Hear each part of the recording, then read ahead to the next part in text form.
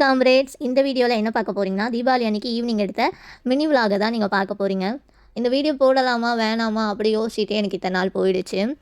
அம் எல்லாரும் சொல்லுவாங்கல்ல, ஆரம்பத்துல இருந்தே எதுவுமே இல்லாதவங்களோட வலிய விட, எல்லாமே இருந்து ஒரு நாள் உனக்கு எதுவுமே இல்ல அப்படின்றவங்களோட வலி ரொம்ப பெருசு அப்படின்னுவாங்க. அது எனக்கு மத்தவங்க சொல்றப்ப தெரியல. அது என் லைஃப்ல நடக்கிறப்போ, அத ஏத்துக்க கூட முடியாத இடத்துல தான் நான் இருக்கேன். எங்க வீட்ல மொத்தம் நாங்க 7 பேரு. நான், என் அக்கா, இன்னொரு அக்கா, அப்புறம் அம்மா, அப்பா, தாத்தா, பாட்டின்னு ரொம்ப வருஷம் அப்படிதான் நாங்க இருந்தோம். கிட்டத்தட்ட என்னோட ஒரு 19 வயசு வரைக்கும் நாங்க அப்படிதான் இருந்தோம். எவ்வளோதான் சண்டை வந்தாலும், மிஸ் அண்டர்ஸ்டாண்டிங்ஸ் வந்தாலும், வீடு தான் அதெல்லாம் இருக்கும்ல. அப்படிதான் நாங்களும் இருந்தோம். ஆனா ஏதோ ஒரு ஃபெஸ்டிவல் வருது, ஆர் எங்க வீட்ல ஏதோ ஒரு நல்ல விஷயம் நடக்குதுன்னா, அது ஒரு மாரி இருக்கும். நல்லாருக்கும். நானே ரொம்ப நாள் வந்துட்டு கண்ணு வச்சிருக்கேன். செம்மல அப்படின்ற மாரி தான் இருக்கும். எங்க அப்பாவோட லவ்ல இருந்து எல்லாமே. எங்க வீட்ல தீபாவளிலாம் எப்படி இருக்கும்னா, ஒரு 2 நாள் முன்னாடிலேருந்தே நைட்லாம் பலகாரம் சுட்டுக்கிட்டு, அடுப்பெல்லாம் கீழ வச்சு, அத சுத்தி நாங்கலாம் உட்காந்துக்கிட்டு, அப்பா வந்து அம்மாவுக்கு முறுக்கு புழிஞ்சு போட்டு குடுக்குறதுலேருந்து, நைட்டு நாங்க தூங்காம மருதாணி வச்சு, நாளைக்கு காலைல போட போற ட்ரெஸ்ஸ பத்தியும், அத பத்தி பேசிக்கிட்டு, நாங்க 3 பேரும் நான், எங்க அக்காங்க சண்டை போட்டுக்கிட்டு, அந்த மாரி தான் இருக்கும் எங்க தீபாவளி. நைட்டு நாங்க தூங்கவே மாட்டோம்.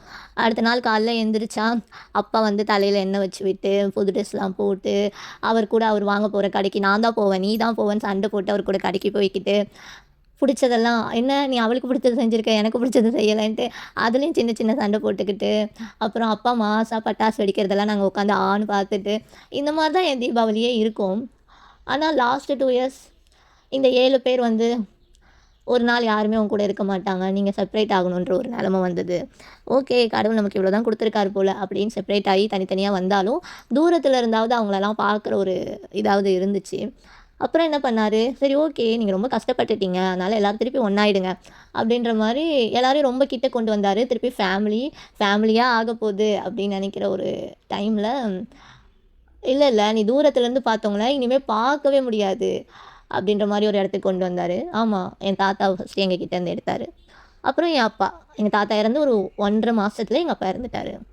குடுக்குறது மாரி குடுத்து எடுக்கிற அந்த வலி இருக்குல்ல, என்னால இப்போ வரைக்கும் அத ஏத்துக்க முடியல. தீபாவளினாலே எனக்கு அந்த மெமரீஸ்லாம் தான் வருது. என்னால நார்மலா இது பண்ணவே முடியல. இந்த தீபாவளி எனக்கு அப்படிதான் இருந்துச்சு. நாங்க கஷ்டப்படக்கூடாதுன்னு எங்க அம்மா எங்கள வற்புறுத்தி பட்டாசு வெடிக்க வச்சதா இருக்கட்டும், இல்ல எங்க அம்மா கஷ்டப்படக்கூடாது சொல்லி, நாங்க அவங்க கூட சேர்ந்து சில விஷயங்கள் பண்ணதா இருக்கட்டும், அப்படிதான் போச்சு இந்த தீபாவளி. ஆனா 3 பேருமே அந்த பெயின வெளிய காமிச்சுக்கக்கூடாது, ஒருத்தருக்கு ஒருத்தர் ஹர்ட் ஆகக்கூடாதுன்னு வலிகள மறைச்சு சிரிச்சு கொண்டே தான் இந்த தீபாவளி எங்களுக்கு எண்ட் ஆச்சு. ஒண்ணே ஒண்ணு தான், இருக்க வரைக்கும் இந்த லைஃப் எவ்வளோ நாள் அப்படின்னு நினைக்காம சந்தோஷமா, உங்களுக்கானவங்க கூட ஹேப்பியா இருந்துக்கோங்க.